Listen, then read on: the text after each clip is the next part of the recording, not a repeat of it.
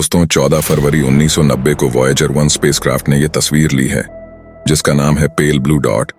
12,742 kilometre diameter वाली हमारी विशालकाय पृथ्वी का जब 600 करोड़ किलोमीटर दूरी से फोटो लिया गया तब यह किसी धूल के कण के बराबर दिखाई दे रही है। पृथ्वी से सूर्य की औसत दूरी लगभग 14 करोड़ 96 लाख किलोमीटर है, जो प्रकाश को भी पृथ्वी पे आने में 8 मिनट लगते हैं। ऐसे में आप अंदाजा लगाइए वॉयेजर 1 की दूरी कितनी ज्यादा लंबी होगी। पर यह तो कुछ भी नहीं है, क्योंकि 1990 में वॉयेजर 1 की दूरी 600 करोड़ किलोमीटर थी। पर अब 23 साल बीत चुके हैं तो वॉयेजर 1 कितनी दूरी तक गया होगा, क्या लगता है आपको? ज्यादा मत सोचिए, मैं बता देता हूँ। वॉयेजर वर्तमान काल में पृथ्वी से लगभग 24 अरब किलोमीटर दूरी पर है। जी हाँ दोस्तों, बिल्कुल सही सुना आपने। ये दूरी इतनी ज्यादा लंबी है कि वॉयेजर से पृथ्वी तक प्रकाश को पहुंचने के लिए 20 घंटे 33 मिनट का समय लगता है। पृथ्वी से एक मैसेज आने और उसे वापस वॉयेजर को भेजने में 48 घंटे का समय लग जाता है, वो भी तब जब ये रेडियो सिग्नल 1 सेकंड में 3 लाख किलोमीटर तक की दूरी तय करते हैं, यानी लगभग प्रकाश की गति के आसपास की गति से। अब आपको अंदाजा हो गया होगा कि वॉयेजर 1 कितनी दूरी पे है और ये क्या क्या चमत्कार कर सकता है। ऐसे में क्या हो अगर हम वॉयेजर 1 के कैमरा को ऑन कर दें। दोस्तों, बात करीब 41 साल पहले की है। 1977 के अगस्त और सितंबर महीने में अमेरिकी स्पेस एजेंसी नासा ने 2 अंतरिक्ष यान धरती से रवाना किए थे, जिन्हें वॉयेजर 1 और वॉयेजर 2 नाम दिया गया था। इनका मुख्य उद्देश्य सौरमंडल के ग्रहों के जुपिटर, सैटर्न, नेपट्यून और यूरेनस से जुड़ी महत्वपूर्ण जानकारियां जुटाना था। इन दोनों यानों के साथ एक गोल्डन रिकॉर्ड भी अटैच किया गया था। मित्रों, 17वीं सदी में जब पृथ्वी पे यूएफओ साइटिंग्स की संख्या जब बढ़ रही थी, तभी अमेरिकन साइंटिस्ट कार्ल सेगन ने उनके साथ संपर्क करने का एक तरीका खोजा। Great electronic ears have enabled man to listen. Astronomer Carl Sagan is consultant to a current Air Force. और इसी के साथ ही वॉयेजर 1 मिशन की शुरुआत हुई।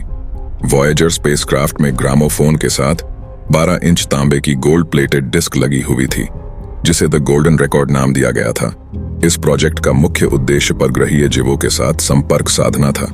इसलिए इस गोल्डन ऑडियो डिस्क में पक्षियों और हवाओं की आवाज, प्राणियों और लहरों की आवाज और अलग अलग प्रकार के संगीत रिकॉर्ड किए गए थे। इतना ही नहीं, नासा ने 55 अलग अलग भाषा में संगीत रिकॉर्ड किए थे, जिसमें हमारे इंडिया का सितार और तबला की धुंध पर गाया गया इंडियन ट्रेडिशनल म्यूजिक जाता कहां हो इसको भी शामिल किया गया है।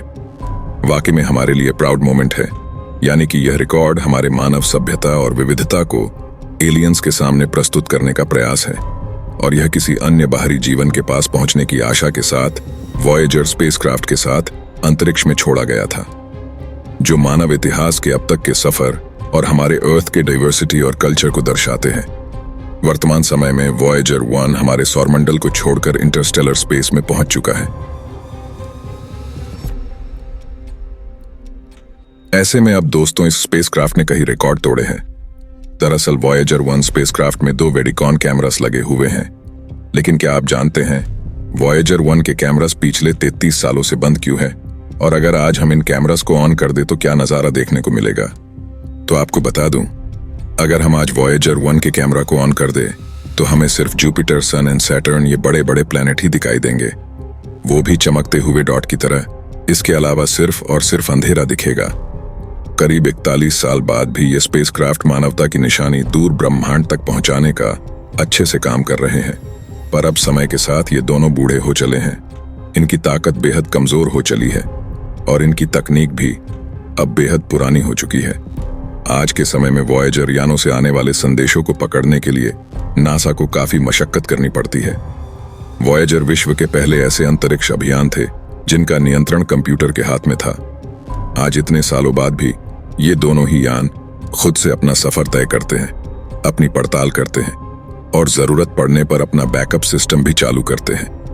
वॉयेजर यानों को बनाने में इस्तेमाल हुई तकनीक आज भी हम इस्तेमाल करते हैं। आज के फोन्स और सीडी प्लेयर्स वॉयेजर में इस्तेमाल हुई कोडिंग सिस्टम टेक्निक का इस्तेमाल करते हैं।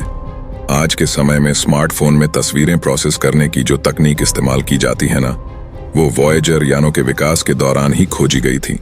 वैसे तो अपने लंबे सफर के दौरान वॉयेजर यानों ने कई महान और न भुला पाने वाले क्षण दिए हैं, पर वॉयेजर अभियान का सबसे महान पल उस वक्त आया था जब 14 फरवरी 1990 को इसने अपने कैमरे धरती की तरफ घुमाए थे।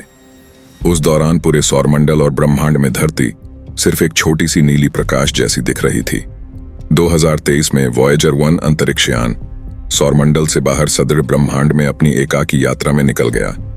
आज यह यान गुप्त अंधेरे में अपना एकाकी सफर कर रहा है, जहां अंधेरे और ठंड के अलावा कुछ नहीं है। पर अपने अंतिम समय में भी यह कभी कभी सदृढ़ ब्रह्मांड की अनदेखी तस्वीरें हमें भेजता है। वॉयेजर अभियान के प्रोग्राम मैनेजर सूजी डाट कहती है कि हमें बेहद ही सावधानी से वॉयेजर अभियान को जारी रखना है। इसके पुराने पड़ चुके यंत्र बंद किए जा रहे हैं और दोनों यानों के कैमरे भी बंद किए जा चुके हैं, क्योंकि सदृढ़ अंतरिक्ष में शांत अंधेरे के अलावा देखने को कुछ नहीं है। इलेक्ट्रिसिटी बचाकर वॉयेजर यानों को अंतरिक्ष में गर्म बनाए रखा जा रहा है। आने वाले 10 वर्षों में दोनों ही अंतरिक्ष यानों को बंद करना होगा। यह मानवता के लिए सबसे दुखद पलों में से एक होगा। हालांकि तब तक ये दोनों ही यान अपनी बेहद ही दिलचस्प जिंदगी का सफर पूरा कर चुके होंगे। दोनों ही अंतरिक्ष यान आने वाले कई सालों तक अंतरिक्ष में हमेशा ही मौजूद रहेंगे।